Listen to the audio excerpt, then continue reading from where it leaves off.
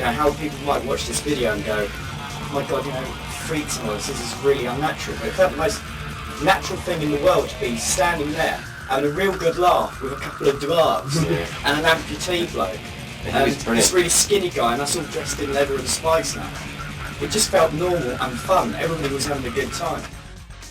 Towards the end of October 1999, Cradle of Filth underwent another major shake-up. Due to escalating musical and personal differences, longtime guitarist Stuart Anstis and keyboard player Les Lecter Smith left the band. Also out of the Filth ranks went new drummer David Hirshheimer. Fans and critics alike cited a definite band split, but new and old members were rapidly drafted back into being. The resulting lineup of the band features Danny Filth on vocals, Robin Graves on bass, former members Paul Allender and Gian Perez back on guitars, and Adrian Erlandsson, who used to be in Swedish doom metalers The Haunted and At the Gates, on drums. Les Lecter Smith's place on the keyboards has yet to be filled. The only mainstay throughout now being Cradle of Filth's hiring and firing frontman Danny Filth, the band's founder member, who has been with the group since day one. But then his vocals are, to say the least, remarkable, and in many ways shape the character of the band, confirming its unique status in the metal world. Today, Danny Filth ranks as arguably the most recognisable face in black metal circles. Because of his public profile, he has frequently found himself in the dock on a number of radical issues, including the thorny subject of racism. Danny is by no means a racist. It's an accusation blown out of proportion and context by certain parts of the media when he was misquoted advocating birth control for certain elements of society. Danny does have strong views on certain sensitive subjects though. He thinks paedophiles should be put to death. Danny also faces constant accusations that he's a control freak who can be difficult to work with, but he's admitted in interviews that this is only part of his nature. As the creative mentor behind Cradle of Filth, he doesn't suffer fools gladly, and why should he? When it comes to filthy business, Danny also looks after all merchandising matters, and, of course, the lyrical side of the band. However, as far as composing music is concerned, it's important that each individual member has an equal say. In sharp contrast, the public face of Danny Filth only represents a small part of the real Daniel Davey, an articulate, focused and determined man of our time. For Danny, Cradle of Filth is very much the focus of his professional attention. It's basically a job he can switch off from if he wants to. He does now have a family to support, not only long-term girlfriend Tony, whom he met when they were at sixth form college together, but also baby daughter Luna. Thankfully, Cradle of Filth have done well enough financially to make life relatively comfortable for the apparent freaky frontman. And amazingly, the concept of marriage is reported to have reared itself up on one or two occasions. Some see it as a conflict of interests, but then human nature is a pretty powerful force. Despite their demonic credentials, the band are too focused to get involved in all the peripheral shit that happens out on the road. They spend so much time working and preparing for their elaborate stage shows, they simply haven't the time to let it all hang out and indulge in any of the associated myriad of temptations. Today, Danny remains on particularly good terms with his mother, and is especially pleased that his family are supportive of his chosen path. His mum gets everything the band releases and has been totally behind him all the way. For Danny, there is also a prospective professional life away from the band. The Filth frontman has been formulating ideas of his own, beyond the Cradle of Filth universe. He has plans to write a book, although at the moment that's a long way off happening since all the man's creative energies are presently concentrated on the band. Writing-wise, Danny has a lot of influences. A real fan of classic 19th century authors like Byron, Percy and Mary Shelley, and Sheridan Le Fanu to name a few, he loves the verbosity, the decadence and the drama of the period, something that has obviously heavily influenced his lyrical work with Cradle of Filth. He admires the cadence of the words, which speak to him with much more passion than 20th century literature, which the Filth main man regards as pure pulp fiction.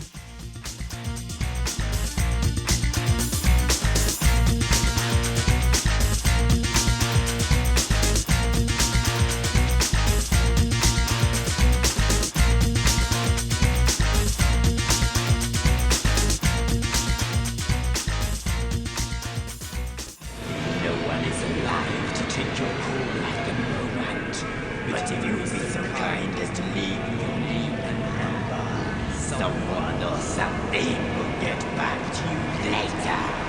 Much later, when it is dark, we'll have to be a mess with the height of the storm, so that no one hears your wretched.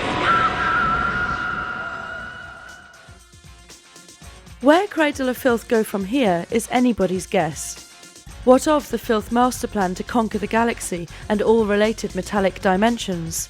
While Cradle of Filth try to create atmospheres similar to the horror flicks that they're into, everything the band does attempts to paint some sort of picture. On albums, every listenable gap in every frequency is absolutely covered. All in all, it aids the effect of what they're about. Sounds are grown and woven.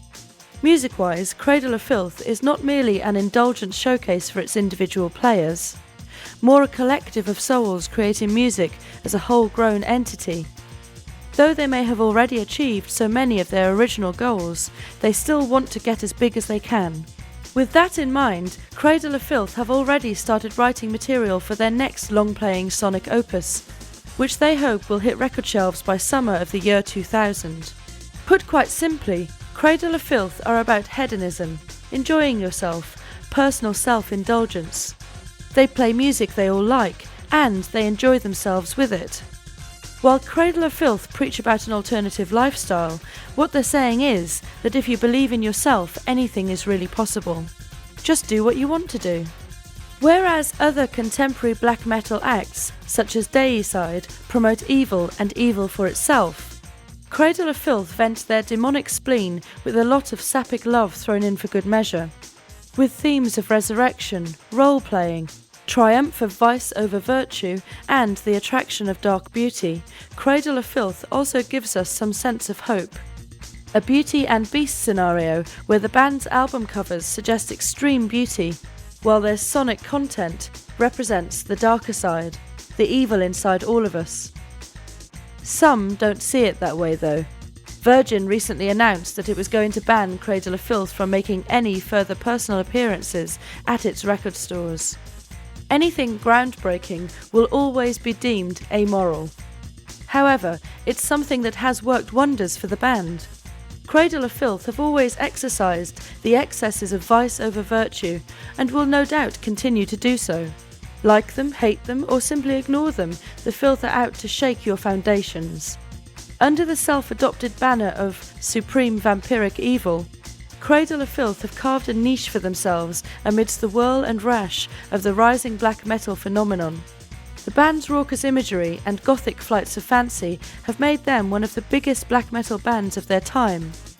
Cradle of Filth rejoice in exploring the shadowy place where vampirism blurs into eroticism. The band has taken their fascination with this forbidden zone to new heights of unbridled metallic intensity and ecstasy with each new album release.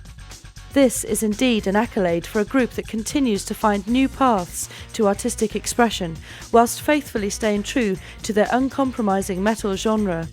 And it undoubtedly explains the unwavering dedication of their international fan base. Just as the classic Hammer horror films are English in their very essence, so are Cradle of Filth a cut above their comic black metal cousins. Long may their vice and virtue reign supreme.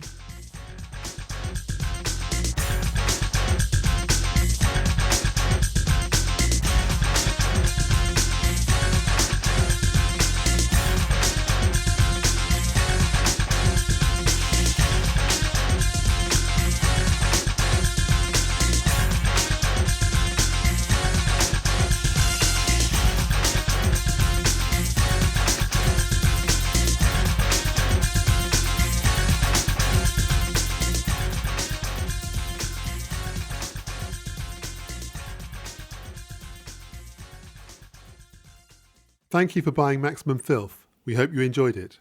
Watch out for further titles on Chrome Dreams coming up soon. If you did enjoy it or have any comments or suggestions, write to us at Chrome Dreams, PO Box 230, New Malden, Surrey, UK, KT36YY, and tell us so.